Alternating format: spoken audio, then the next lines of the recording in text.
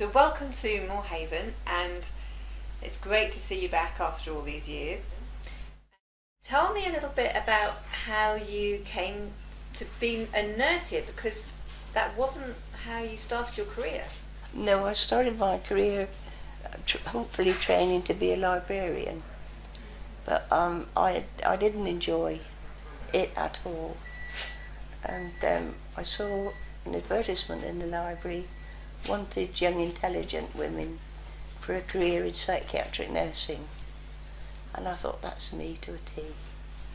So I applied for the job, which was quite frightening really, because I came up to see the matron, and it was a Saturday afternoon, and I could hear someone screaming at the end of a corridor somewhere. Anyway, I had my interview and was accepted and started. I was just 17 and a half as a pre-nursing cadet for 6 months before I was 18. So what was it like for you then? You were quite young, 17, 18 years old, coming up to Moorhaven. What was that experience like? It was very strange because you didn't have the transport links and people didn't have cars like they do today. Nearly all the staff were from the surrounding villages, and I didn't come from a family of nurses or medicine in any way. And I used to find that it was very difficult. You were very wise if you didn't criticise anybody, because you found out you criticised somebody and it was their brother, their uncle, their father. So a still tongue was a wise one. And what about the patients here, with you being quite young? Was that? I started off working in the dispensary. We had very few drugs. Chemotherapy was at its infancy. And then I went into the occupational therapy department. I enjoyed that because it was working with patients. I learned all sorts of skills which I haven't used since, like rug making, how to set up a loom, how to make scarves. And every Saturday we used to have to clean the occupational therapy room. And we had big bumpers that you put a piece of blanket underneath and threw the polish down, and the patients worked with us. And we used to sing Speed Bonnie Boat like a bird on the wing while we bumped these floors. So you just talked about occupational therapy, yes. And I can see a number of pictures here. So let's go through them. What's this one here? Yes, this is the needle room.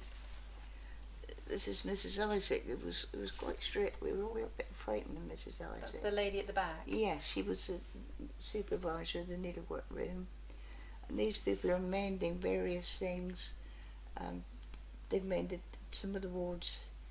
Were just beginning to introduce tablecloths, or there was towels, or various articles that needed repairing.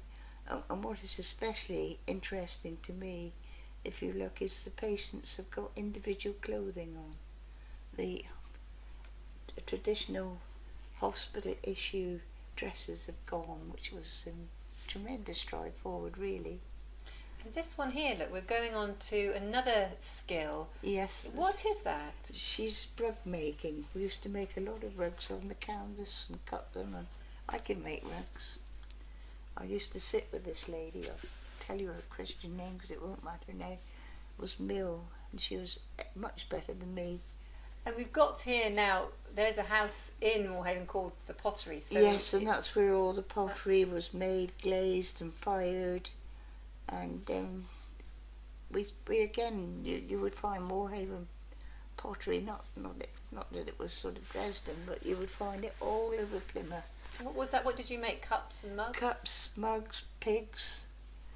The pottery pigs were quite famous, money boxes. Made heaps of stuff.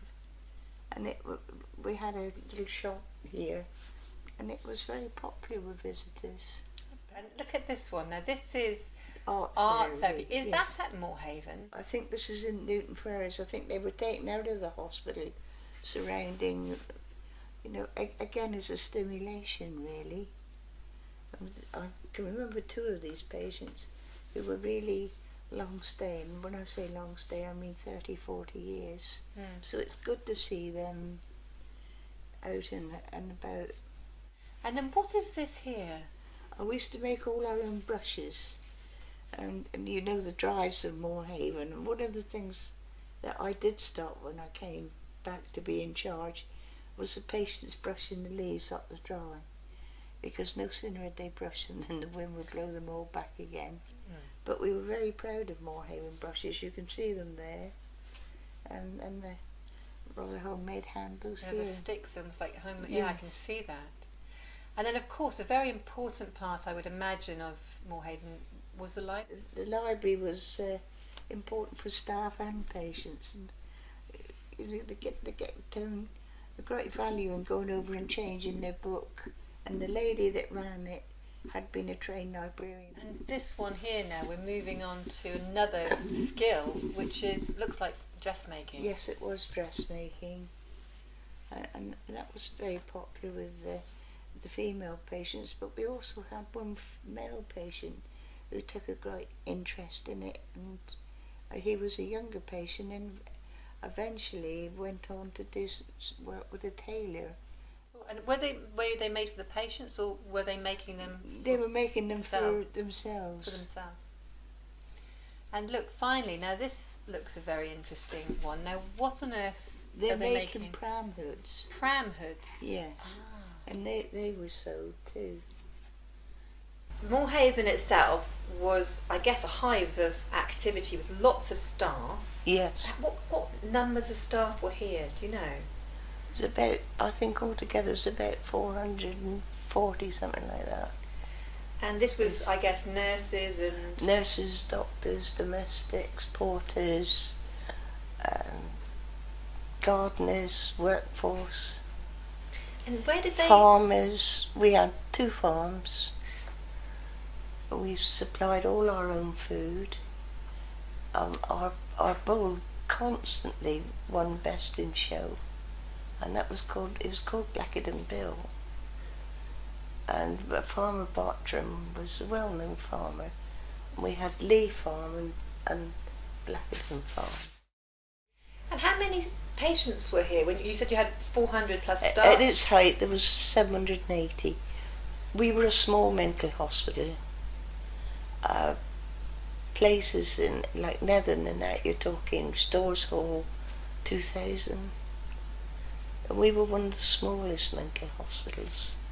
And the building was built on a Victorian design.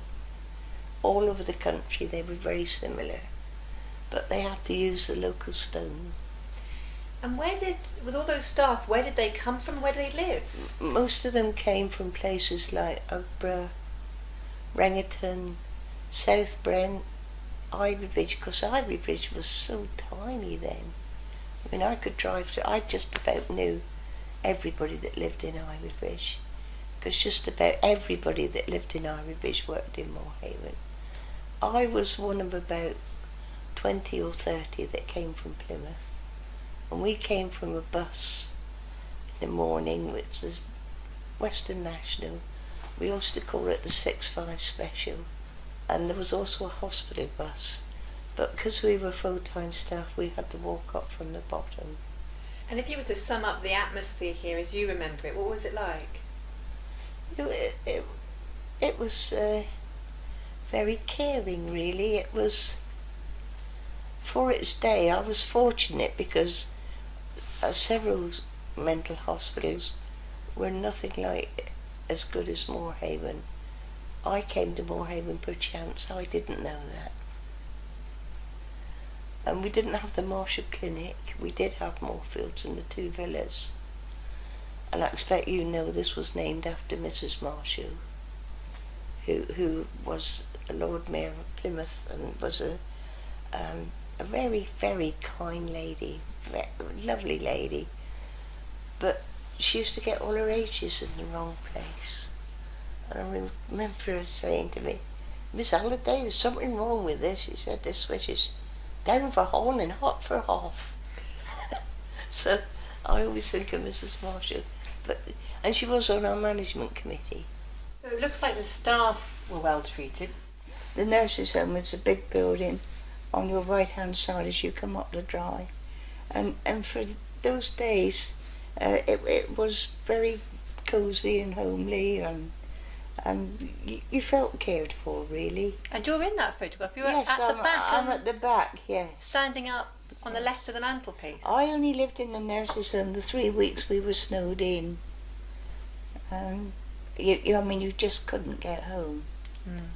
And we lost a patient, and I went looking with a male nurse, and then he disappeared, and I realised we were walking on a hedge up by Moorfields, and he'd gone down, he'd stepped off the hedge, and so that's how bad the snow was up here that winter.